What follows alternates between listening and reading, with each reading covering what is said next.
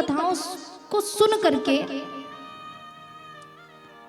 तुम्हें सच में श्री ठाकुर जी से प्रेम हुआ, और हुआ हो तो ये बताओ, क्योंकि जिससे प्रेम हो जाए ना उसकी अच्छी बुरी हर आदत से फिर हम क्या हो जाते हैं, वाकिफ हो जाते हैं। हाँ इसे ये पसंद है, हाँ इसे ये पसंद नहीं है, होता है ना। तो पूछते हैं कि बताओ मेरे लाल जी को सबसे ज्यादा प्रिय क्या है। चलिए बताइए, आपने भी तो कथा सुनी है।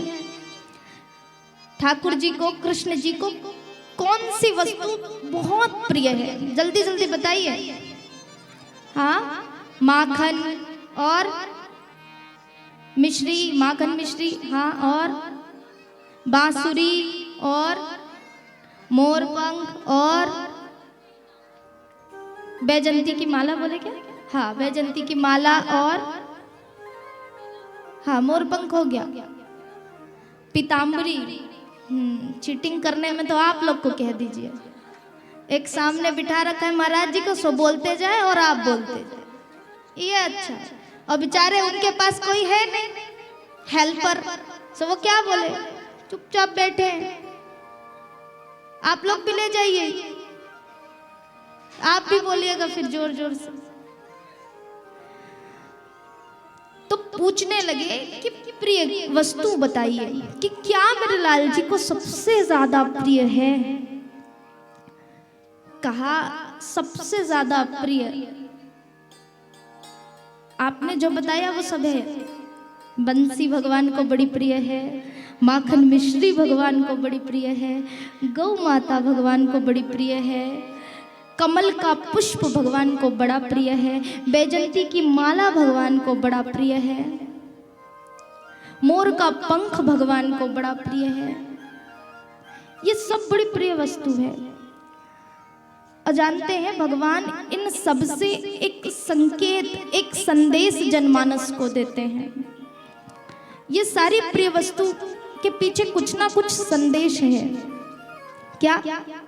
भगवान को सबसे प्रिय है बंसी, बांसुरी। अब सबने देखी है कैसी होती बांसुरी। बांसुरी बांस की बनी होती है, लेकिन उसमें गांठ नहीं होता है। और यही उस बांसुरी की खासियत है कि उसमें गांठ नहीं है, इसलिए भगवान को प्रिय है। बांसुरी में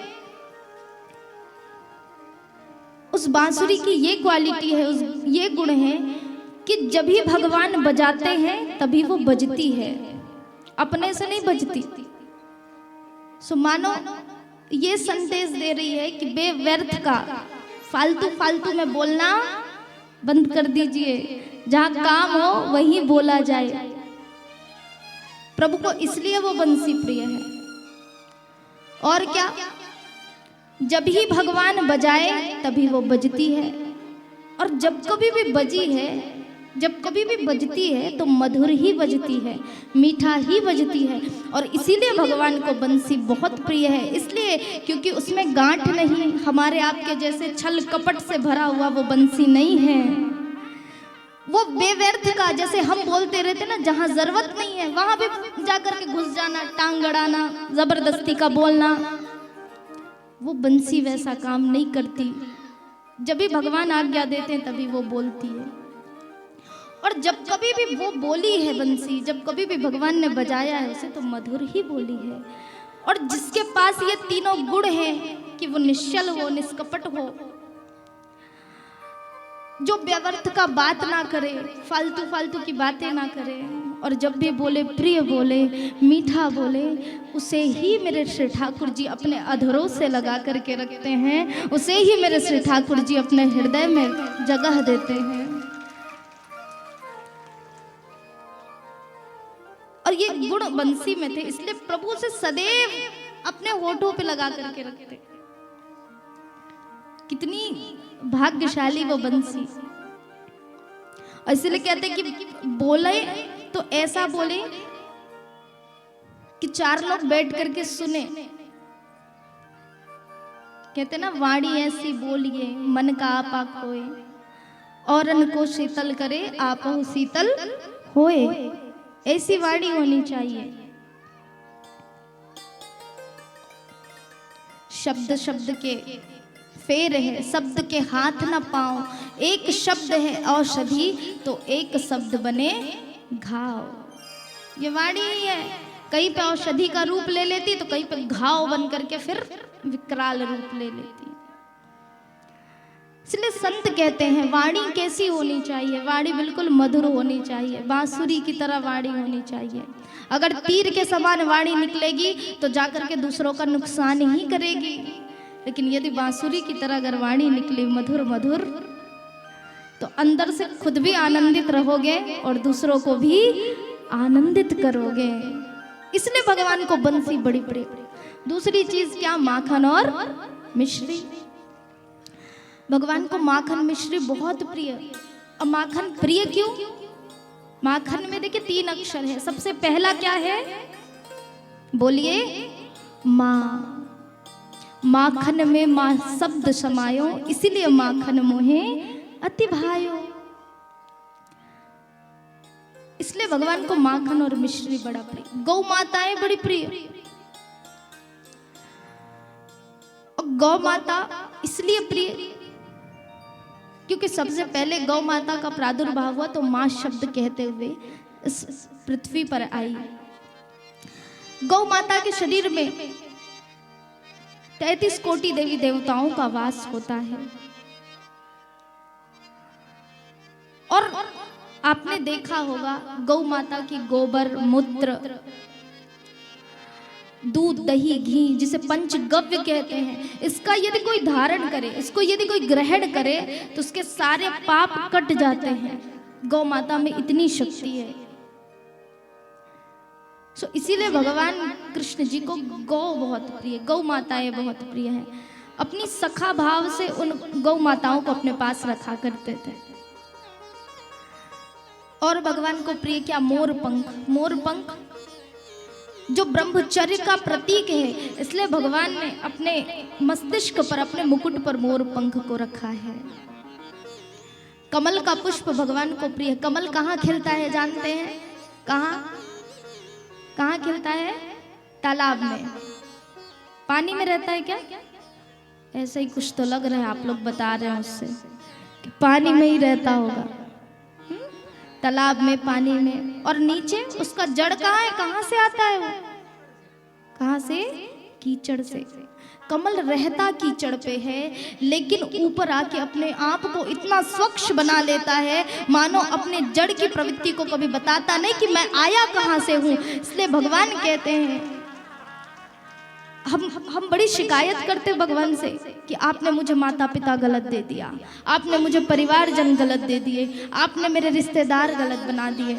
इन सब के बीच रह करके मैं आपकी भक्ति नहीं कर पा रहा हूँ। तो भगवान बताना चाहते हैं, जिस पुष्प को मैं सबसे ज्यादा प्रेम करता हूँ, कमल का पुष्प जो मुझे सबसे ज्यादा प्रिय है, वो कमल भी कीचड़ से आता है, लेकिन अपने आप को ऐसा स्वच्छ बना करके रखता है कि मैं उसे हमेशा अपने पास रखता हूं। तो शिकायत मत करिएगा कि प्रभु आपने ऐसे घर में जन्म दे दिया जहां पे सब मांसाहार भोजन करते हैं और मुझे बना के देना पड़ता है। हे प्रभु, यहाँ तो हर पल लड़ते ही रहते हैं, शांति है ही नहीं।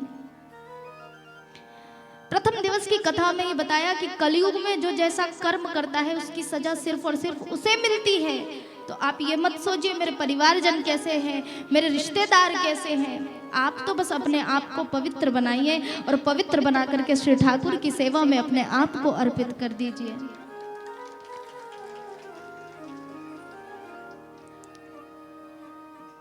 और भगवान को प्रिय है बैजंती की माला। अच्छा, सच सच बताना, अभी तक किसको किसको पता है कि वो बैजंती की माला किसकी बनी होती है?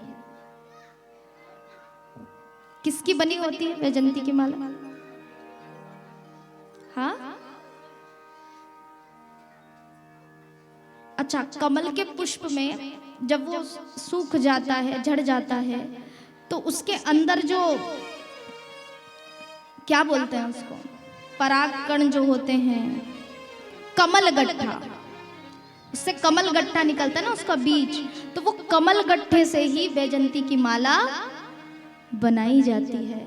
और भगवान मानो वो बैजंती की माला पहन करके ये बताना चाह रहे हैं, वो कमल गड्ढा कभी अशुद्ध नहीं होता और कभी वो पुराना नहीं होता, कह लीजिए वो सदैव जैसा है वैसा ही बना रहता है। इसलिए भगवान उसे अपने कंठ में धारण करते थे, उस बैजंती की माला सदैव चमकता हुआ।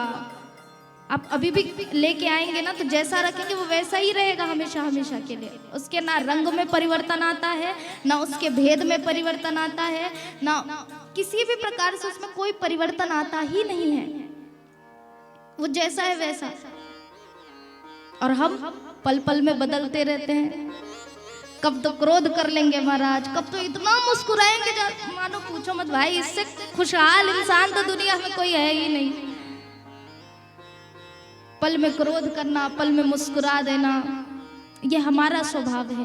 तो भगवान यही बताना चाह रहे हैं मानो कि ये कमल गट्ठा जो मेरे कंठ पे है, इसका स्वभाव कभी बदलता नहीं, सदैव चमकता हुआ रहता है। और मानो ये बताना चाह रहा हो कि इसी तरह चमक, अगर इसी तरह का स्वभाव यदि मनुष्य कर ले तो मैं उसे अपने कंठ से लगा लूं।